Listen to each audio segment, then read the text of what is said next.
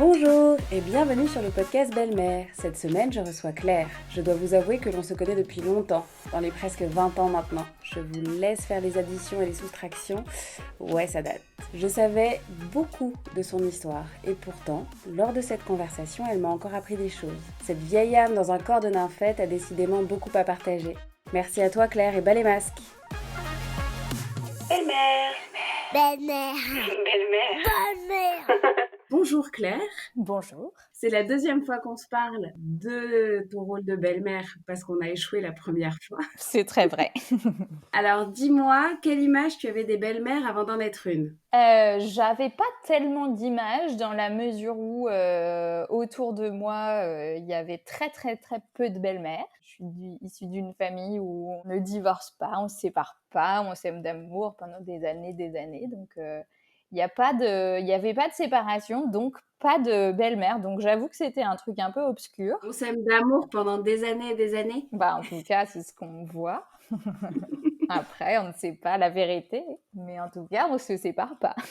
Les seuls trucs, c'est évidemment les Disney et autres où tu te dis que la belle-mère est une marâtre et c'est tout ce qu'elle est et elle est absolument atroce avec ses beaux enfants et surtout sa belle-fille en général. Alors parle-moi des individus qui partagent ton intérieur, ton foyer. Donc, je suis en couple avec Christophe depuis à peu près 11 ans. On vit tous les deux avec Chloé, 15 ans, la fille de Christophe, et Rose, 6 ans, notre fille. Donc, tu as rencontré Christophe il y a 11 ans, tu avais 24 ans, 25? 25, exactement. Ça s'est passé comment? On travaillait dans la même boîte, donc je savais très bien qu'il était papa, je savais qu'il était veuf, et je savais qu'il me plaisait, et je savais aussi que c'était globalement exactement l'histoire que je ne voulais pas avoir, puisque sur le papier, c'était pas terrible, quoi. Cendrillon, je t'ai bien recommandé de ne jamais nous interrompre. Mais une lettre vient d'arriver du palais. Belle-mère. Ben là, on est dans un contexte Cendrillon tout pile, ouais. Oui, voilà, et globalement, vu que je cherchais exclusivement quelque chose de très simple avec quelqu'un qui aurait exactement les mêmes envies que moi et qui voudrait sortir faire la fête avec mes potes, voilà, on n'était pas exactement sur ce cadre-là. Ça t'a pas freiné longtemps? Ça m'a pas freiné longtemps et je me suis pas tellement posé de questions parce que je me suis juste dit que j'étais bien quand j'étais avec lui, donc ça me semblait être la seule raison suffisante. Forcément, la question de l'enfant, oui, c'était important parce qu'il aurait été hors de question de se lancer dans un truc qui dure et puis qui foire derrière, etc. Mais je me suis pas tout de suite dit attention, il y a un enfant, est-ce un problème, quoi. Je suis partie dans l'idée de me dire oh, de toute façon c'est une histoire qui ne durera pas, pas de pression, bon. Voilà. T'as des bonnes intuitions. Ouais, j'ai vraiment, franchement, je pense que je peux me faire confiance. Hein, vraiment, on est bien. Bah, plus on se voyait, plus on était bien ensemble. Donc, plus on avait envie de se voir, forcément, comme tout début de relation. Et assez vite, en effet, c'était important pour Christophe que je rencontre Chloé. Il y a une petite épée de Damoclès quand même où tu te dis, bon, globalement, si elle me déteste, ça va être compliqué. Et si toi, tu la détestes? Ouais, mais du coup, la question ne s'est pas posée dans ce sens-là. Ah ouais, tu t'es pas dit que tu Non. pouvais ne pas l'apprécier? Non, pas du tout.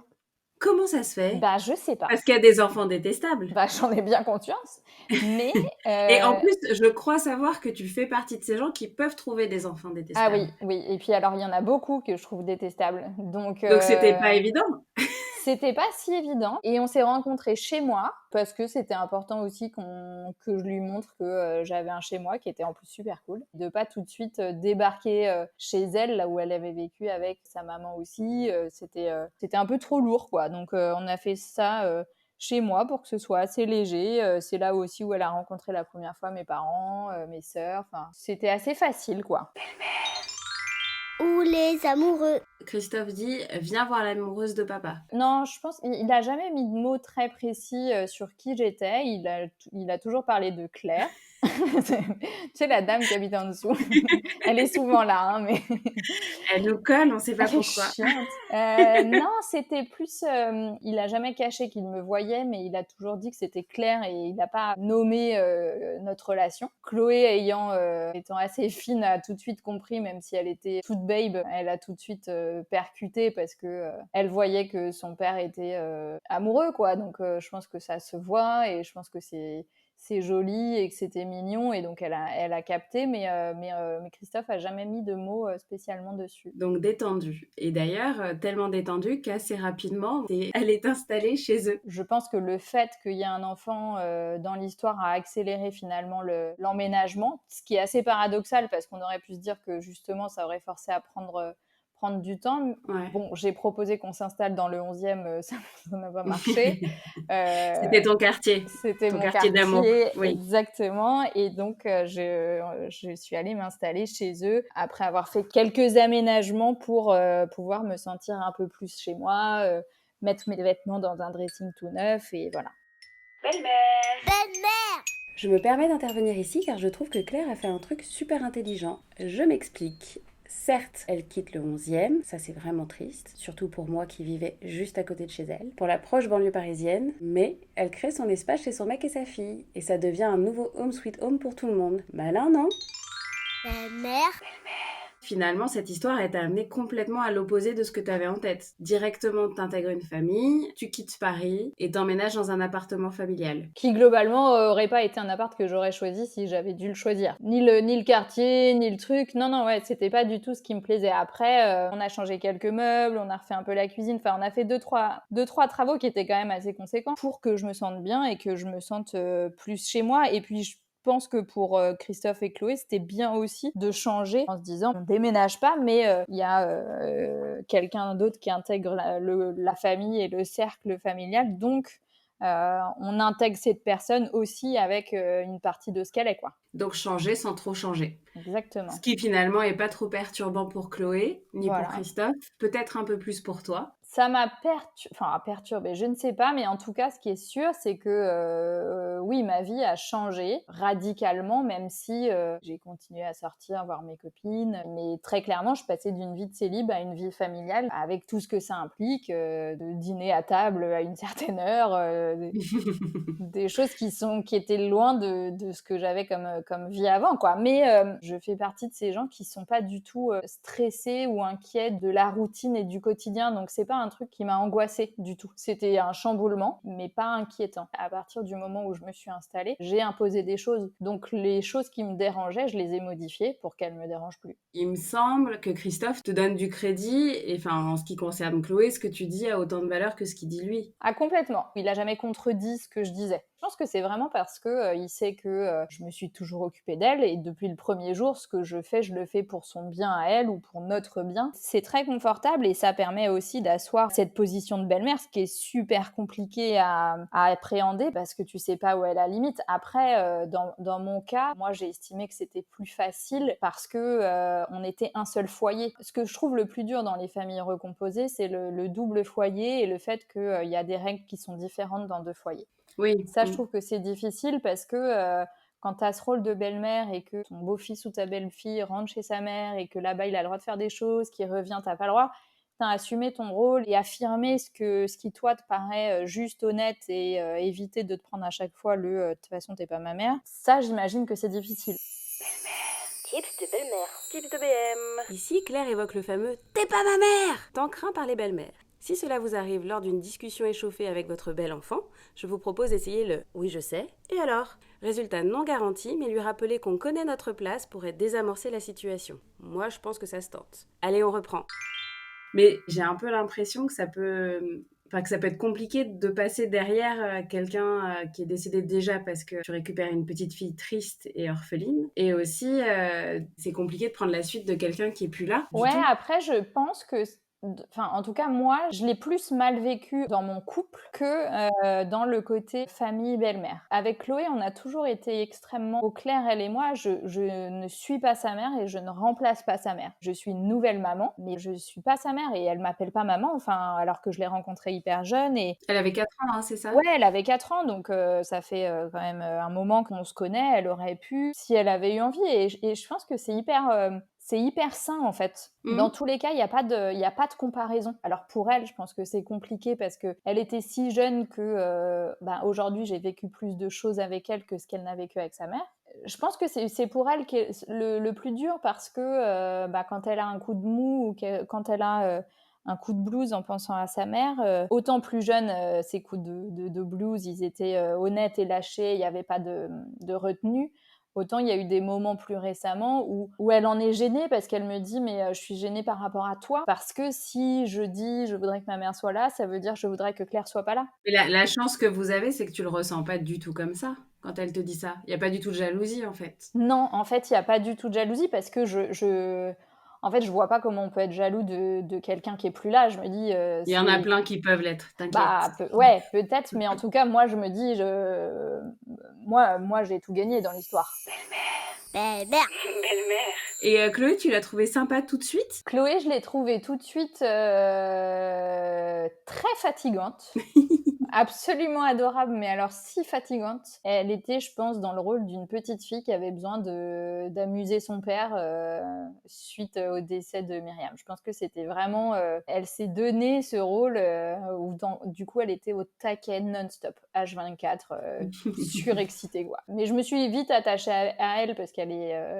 parce qu'elle est très attachante, parce qu'elle est bien sûr géniale, Mais même avec tes parents et tes sœurs, ta nouvelle famille a été acceptée tout de suite en fait. Ouais, bah j'ai la chance d'avoir des parents qui partent du principe que si je vais bien, ça va. Donc je pense que c'était pas très marrant pour mon père de se dire que mon mec a été proche de son âge à lui que du mien.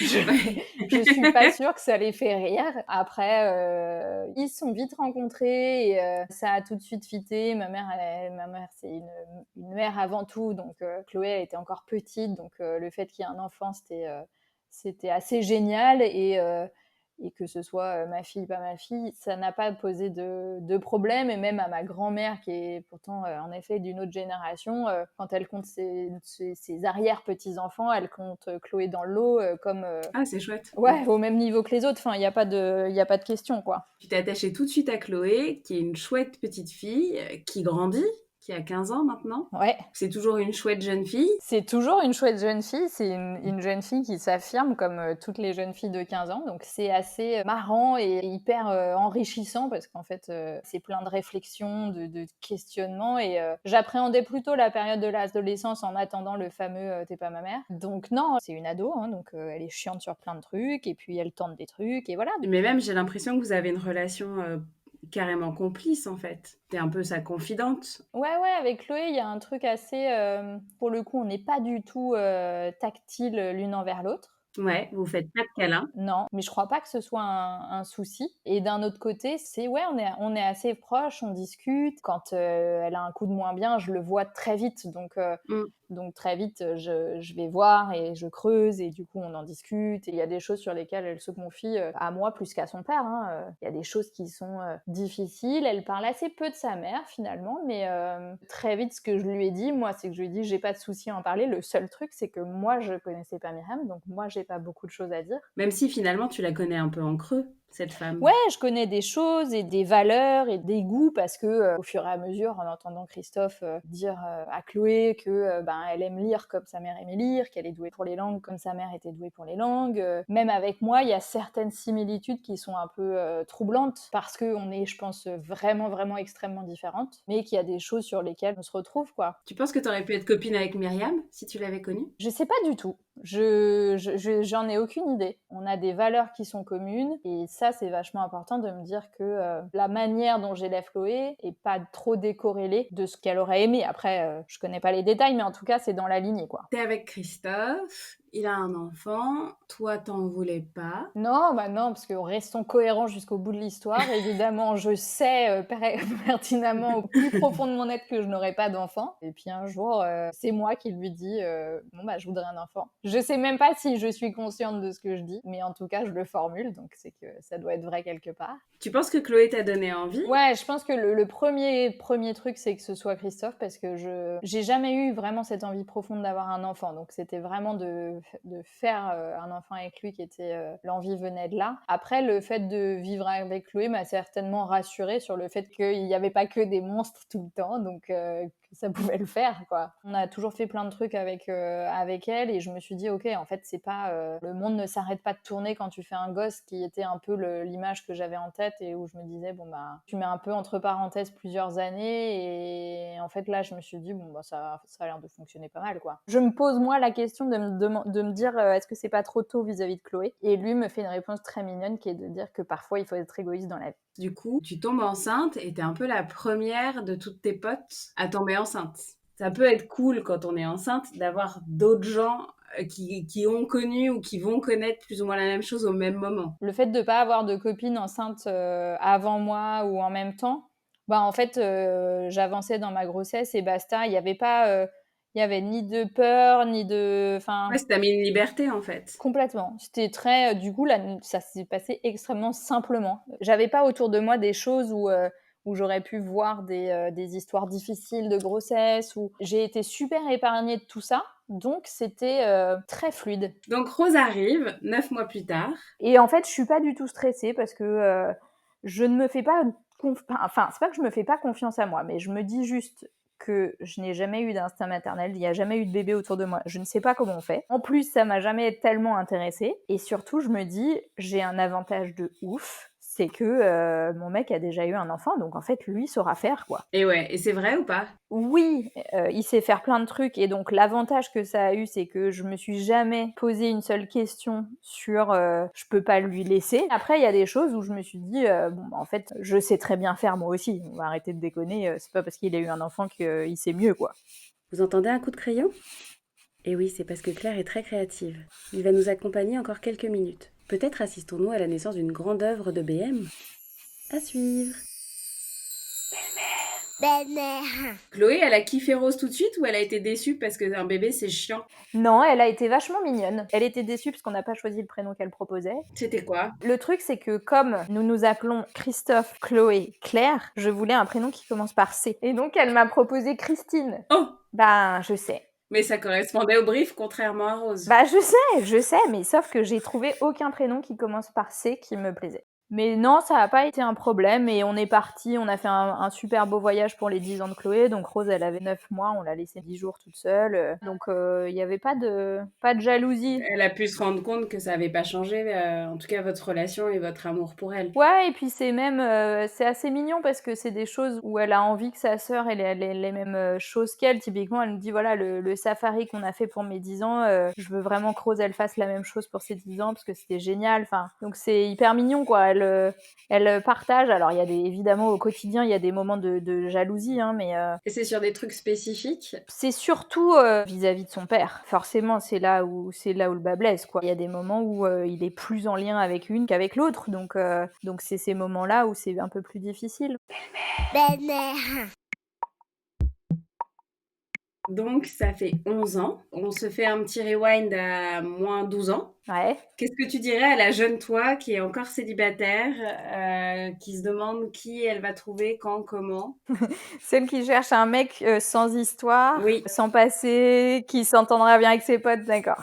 Je lui dirais simplement que c'est ce qui va arriver n'est pas ce à quoi elle s'attend, mais que c'est pas grave, que c'est très bien et que c'est même certainement mieux quand on sait pas qu'on sait pas ce qui nous attend, quoi. Et donc la Claire de dans 10 ans, elle a une belle fille qui a 25 ans, une fille qui a 16 ans. Elle est dans la merde. Bah écoute, j'espère que ce sera une belle relation entre sœurs parce que je me dis que ça c'est une belle réussite qu'on a tous auquel on a tous participé. Elles ont une très belle relation toutes les deux, donc j'espère que ça va continuer et j'espère que moi j'aurai encore une belle relation avec Chloé où voilà, où elle aura envie de rentrer à la maison. J'espère qu'elle sera partie quand même parce qu'à 25 ans, j'espère qu'elle aura trouvé un truc qui lui plaît et qui lui donne envie de partir, que si elle a envie d'aller voyager très, très loin, qu'elle voyage très loin, mais qu'elle ait envie qu'on se retrouve quel que soit l'endroit et qu'on continue à discuter, à se marrer. Et ça, ce serait bien. Et avec Rose, enfin déjà imaginez Rose à 16 ans, ça doit être bizarre. Ouais, c'est assez dur à projeter, hein. En vrai, je sais pas trop. Ce qu'on se dit depuis la naissance de Rose, c'est que autant on sait que Chloé, elle est easy, on sait qu'on va en chier avec Rose. C'est vrai? Ouais. Pourquoi? Parce que c'est une clubeuse depuis qu'elle est née. Tant qu'il y a de la vie, il y a de l'espoir. Donc, elle veut jamais dormir. Elle est chiante. Enfin, non, je pense que ouais, ça va être méga compliqué à l'adolescence. Mais Du coup, ça peut être pratique d'avoir une Chloé qui peut faire pare-feu ou... bah, dans ce cas-là, je reviens sur la question précédente. Je voudrais bien qu'elle parte pas trop loin, Chloé. Ouais, c'est ce que je me dis, que ça peut être pas mal parfois d'avoir, tu sais, une sœur plus grande mais proche quand même pour faire des conneries mais pas trop, tu vois. Bah, l'avantage, c'est que là, il y a une telle différence que t'as pas ce côté binôme, on fera des conneries ensemble parce qu'elles ont trop d'écart pour faire les mêmes conneries. Et en effet, il peut y avoir ce côté vraiment rôle de grande sœur dans le côté protection, guide, confident. Ça, ce serait idéal. Ce serait assez idéal, ouais. Donc, merci Chloé, on compte sur toi. S'il te plaît. Sois son garde-fou.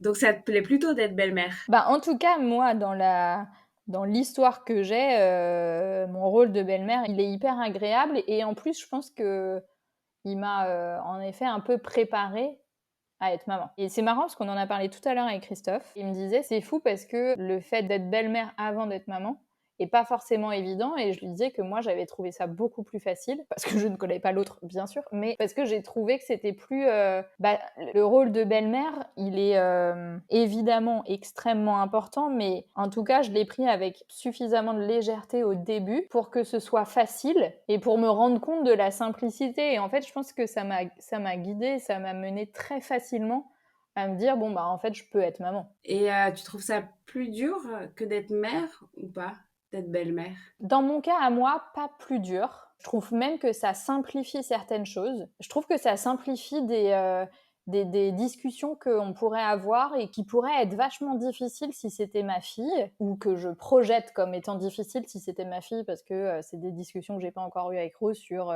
j'en sais rien, comment on met un tampon quand on a... Enfin, ce genre de trucs très pratico-pratiques, ou évoquer la sexualité, peut-être que c'est plus facile avec sa belle-fille. Et après, en effet, ça dépend vraiment. Il y a 1000 belles-mères et il y a 1000 belles-filles aussi, donc ça dépend de la relation. Dans mon cas à moi, je trouve que c'est pas plus compliqué d'être belle-mère que d'être maman. Et pourtant, j'y mets la même...